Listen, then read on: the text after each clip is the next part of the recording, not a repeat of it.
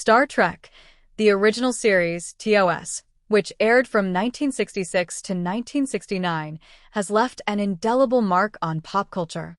Created by Gene Roddenberry, it began as a seemingly modest space opera and grew into a cultural juggernaut that spawned numerous spin-offs, films, and a massive franchise. However, modern fans often misunderstand or overlook key aspects of the original show, particularly when it comes to its historical context, limitations, and groundbreaking achievements. 1. Star Trek, TOS wasn't always a hit. Despite its later success, the original series wasn't an immediate cultural phenomenon. When it first aired, it was simply one show among many, with no indication that it would become the enduring franchise it is today.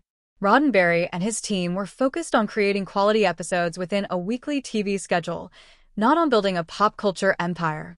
The expansive universe fans now recognize, including the rich lore of the Klingon, Romulans, and the Federation, wasn't as fully developed in TOS.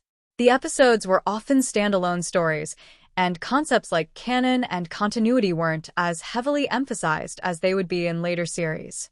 2. The show reflected 1960s society, for better and worse.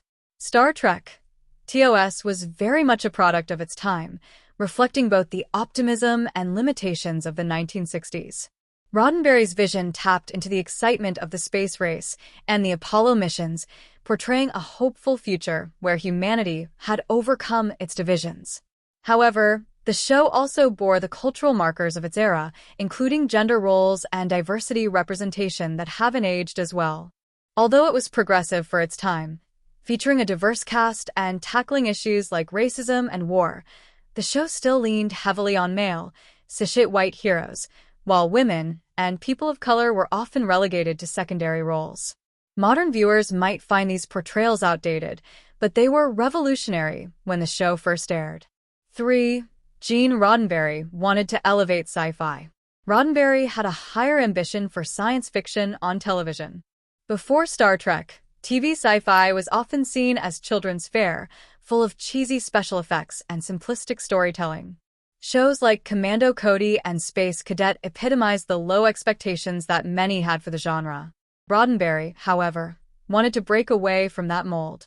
He drew inspiration from more sophisticated sci-fi films like Forbidden Planet, 1956, which featured quality effects and intelligent scripts. He aimed for Star Trek to carry forward those ideals with stronger writing, complex characters, and higher production values, despite the limitations of 1960s television budgets. 4. TOS wasn't perfect, and it didn't have to be. Modern fans may sometimes criticize the original series for its occasional silly plots, stiff fight scenes, or low-budget special effects, but those elements were par for the course in 1960s television. The show's visual style, including its bright colors and pop art influences, was partly a result of the network's desire to showcase the then-new medium of color TV. While some aspects, like clunky props, e.g., environmental suits made from plastic shower curtains, might seem laughable now, they were more acceptable in the context of the era's technical limitations. Additionally, the show had its fair share of weaker episodes, particularly in its third season, when key writers and production staff moved on to other projects. But these flaws didn't detract from the series' overall impact. For many viewers, TOS was groundbreaking for its intelligent storytelling, and even its missteps are now seen as part of its charm. 5. Star Trek, TOS changed television forever. Perhaps the biggest misunderstanding about Star Trek, TOS, is the belief that it was always destined for greatness. In reality, it was a gamble that faced numerous challenges, including budget constraints and skeptical network executives. Roddenberry's ability to sell the show as a wagon train to the stars allowed him to get his foot in the door, but it was the quality of the writing and the bold ideas that truly set it apart. Episodes like The City on the Edge of Forever and Let That Be Your Last Battlefield addressed complex social issues like war, racism, and peace, using the science fiction genre as a lens for social commentary, something that few shows of the time attempted. 6. TOS laid the groundwork for Star Trek's rich universe. Fans who grew up with The Next Generation or Deep Space Nine might not realize how much of the Star Trek universe's complexity was developed in hindsight. During TOS, the series focused on immediate storytelling needs, with little consideration for the deep, interconnected lore that later series would build. For instance, the Klingon and Romulans were introduced as one-off villains, without the rich backstories they would later develop. However, the seeds planted in TOS allowed subsequent series to expand the universe into the intricate narrative landscape fans know and love today.